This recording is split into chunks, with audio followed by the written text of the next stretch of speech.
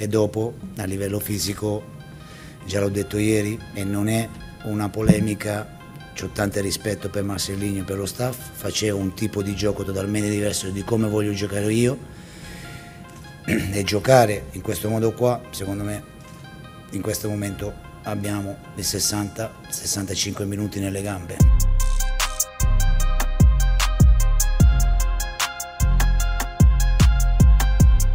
Et bienvenue dans la quotidienne, ça fait un petit moment qu'on s'était pas vu, ravi de vous retrouver, même si j'avoue j'aurais préféré le faire avec une bonne nouvelle et une victoire de l'OM. Malheureusement, les Olympiens ont cédé hier en seconde période face à Brighton.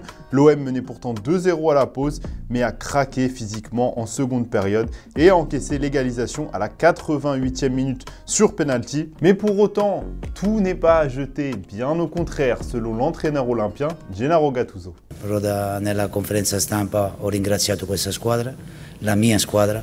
È normale che in questo momento stiamo facendo cose nuove et capire bene, più fretta possibile, quelle che vogliamo fare. Et hier, après le coup de sifflet final, le ton est monté dans les coursives du Vélodrome, notamment du côté de Jordan Verretou, ulcéré que Lamptey n'ait pas pris de carton rouge sur une grosse faute sur Amin Harit, laissant la cheville du Marocain en sang. Et le milieu marseillais aurait dit ça, comme le rapporte RMC Sport.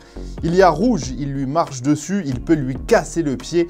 On est trop gentil, on se fait avoir et on ne dit rien. Et c'est vrai qu'en revoyant les images, il n'y a pas grand chose à dire. Dur pour l'OM. Surtout que Lamptey est à l'origine du 2-1 et a provoqué le penalty de l'égalisation en fin de match. Résultat décevant vu le scénario pour l'OM, mais qui n'est pas si mauvais que ça comptablement. Regardez le classement du groupe, les Marseillais sont deuxièmes parce que l'Ajax et l'AEK ont également fait match nul dans le même temps. Du coup, question du jour, les amis, après ces deux premiers matchs de Ligue Europa, est-ce que vous voyez l'OM se qualifier pour la suite de la compétition ou alors vous les voyez un peu trop faibles pour sortir de cette poule? Dites-nous tout, on sélectionnera de commentaires lundi. Et dans le reste de la soirée européenne, bilan mitigé pour nos clubs français. Défaite de Rennes face à Villarreal, alors qu'un peu plus tôt en Conference League, le LOSC n'a pu faire mieux qu'un triste 0-0 sur la pelouse de Klaksvik. Mais heureusement, un club nous a fait honneur hier. Merci au Toulouse Football Club pour son grand retour à domicile en Coupe d'Europe. Les Toulousains ont battu l'ASC et continuent de rêver dans cette Ligue Europa. Et forcément, la communion était totale à la fin du match entre joueurs et supporters.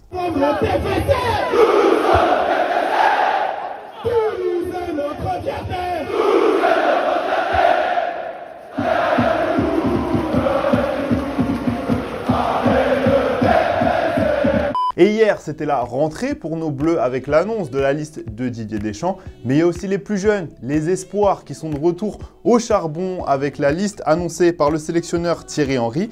Et ça tombe bien, il a fait le point sur la chaîne YouTube de la FFF avec une question en point d'orgue. Comment vas-tu, Titi? Content, heureux, encore une fois, mais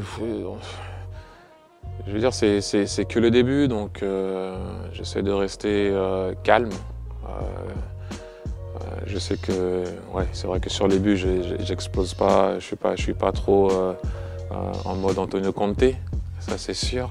Mais je suis content à l'intérieur, croyez-moi, fier. Alors sur cette vidéo, il avait un grand sourire, mais on l'a aussi vu beaucoup plus concentré dans la story de Kalash. Oui, oui, le multiverse existe bien. Le rappeur martiniquais qui a fait une grosse séance de cardio avec Titi. Bah, je crois qu'il regrette un peu le choix. Les terminés, c'est la routine. Le booking, c'est d'aimer. Si je suis dans, je suis le coquillage, je suis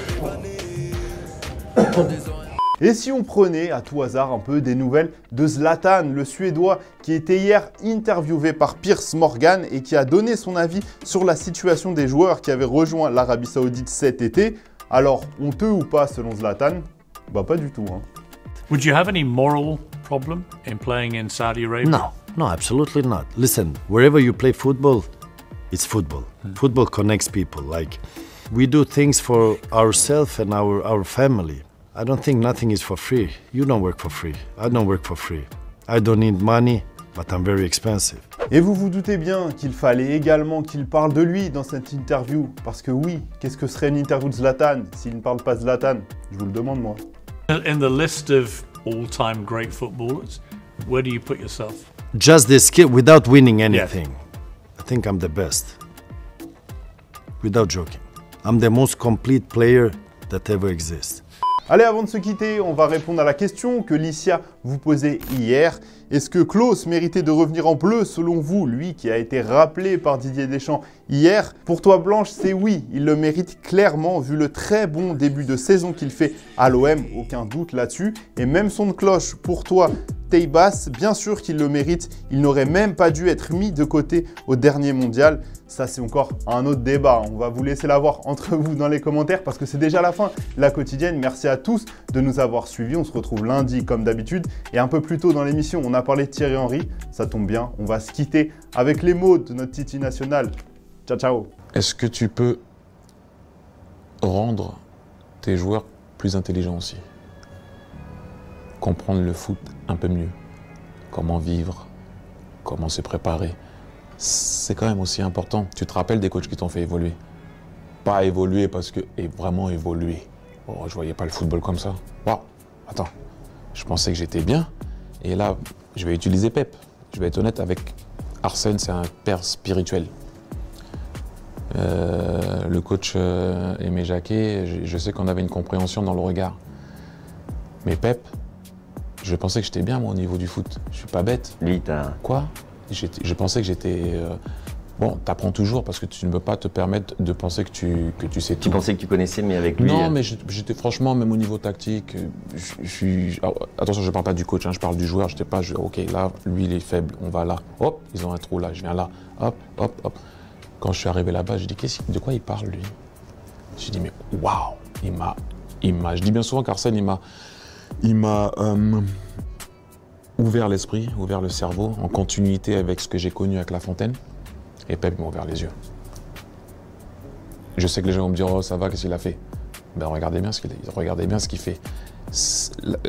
Quand tu parles de ces équipes, tu dis pas ils ont gagné. Tu dis, il y a Manchester qui joue, je vais les voir jouer. Parce que c'est contagieux. Ça presse ensemble, Lisa. Toi, t'aurais dit, ça presse ensemble. Pas besoin de faire des 70 mètres tout le match. On est là, on joue que dans la moitié de terrain de l'équipe adverse. Ah, par contre, il faut passer. Il faut rester. C'est lui qui m'a fait comprendre que le pressing, c'est bien. Attaquant, tu connais, attaquant en général, les gars, la balle, elle m'a passé, je me suis... J'ai pas vu. Moi, pardon. Et là, j'ai pris goût à presser. Moi, c'était pas mon truc, j'étais pas un foudre de guerre, faut pas se mentir. Mais je suis arrivé là-bas, j'étais content, l'arbitre il sifflait, je suis là, c'est fini. Je suis pas fatigué. D'ailleurs, ça nous rendait fous, nous, des fois, quand on voyait que vous faisiez pas le pressing. Mais c'est vrai que... Oui, bon, de temps en temps. Mais... Voilà. Mais par contre, toi, c'est pas trop le cas, c'est vrai. Mais c'est souvent accepté et bien dit quand l'attaquant se replace pas. C'est ça que j'aime avec Pep aussi. Quand l'attaquant se replace pas, on dit toujours « Ah les gars, bon, je vais pas dire tu sais quoi, replacez-vous quand même, on a besoin de vous. » Ok, c'est vrai.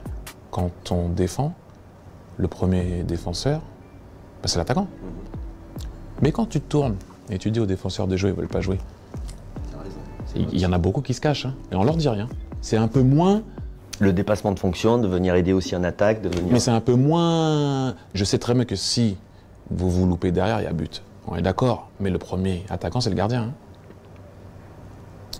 Non mais t'as raison. C'est vrai que parfois, tu peux te contenter juste de ton rôle de défenseur, alors que t'as besoin aussi d'apporter en attaque. Bon, toi, c'est un mauvais exemple. Parce que bon, ça, oui.